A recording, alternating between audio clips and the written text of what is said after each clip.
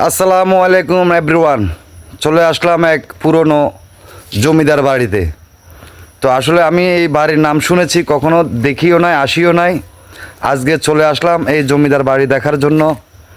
তো আসলে আমি একাই আসছি, তো তাই ক্যামেরাম্যান বা কাউকে দিয়ে যে ভিডিও করাবো ওইরকম কোনো সুযোগ পাই নাই। তো দেখুন, আসলে খুবই সুন্দর একটা বাড়ি। আমাদের দাগনমিয়া থানাতে এরকম সুন্দর একটা জমিদার বাড়ি পড়ে আছে আমি কিন্তু শুনেছি, বাট কখনো আসি নাই দেখার জন্য। আজকে আসলাম দেখার জন্য।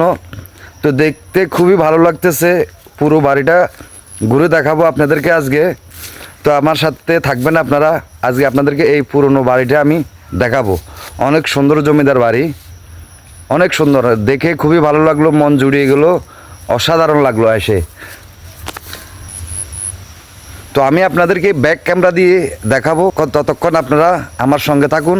আমি আপনাদেরকে পুরো বাড়িটা দেখানোর জন্য চেষ্টা করতেছি। এই হলো রাজপ্রাসাদের মানে বড় যে বিল্ডিংটা ছিল তার উত্তর পাশে আমি আছি। তো ভিতরে অবশ্য ঢোকার মতন সাবাস আমার হচ্ছে না, তাই ভিতরে ঢুকবো না, আপনাদেরকে বাইরে থেকে দেখাচ্ছি, আপনারা দেখতে থাকুন। এই যে ঠিক পূর্ব কর্নারে আপনার আরেকটা বিল্ডিং পড়ে আছে।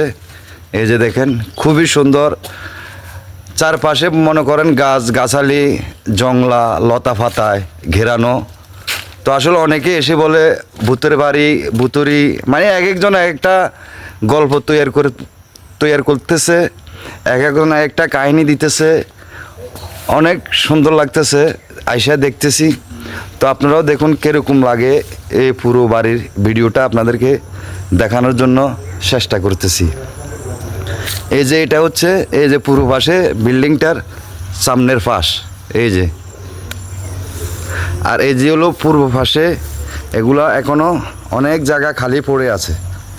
এই যে অনেক জায়গা খালি পড়ে আছে। বিশাল বড় এক জমিদার বাড়ি। যে এটা হলো ঠিক বড় দালানের দক্ষিণ পাশে এই বিল্ডিংটা।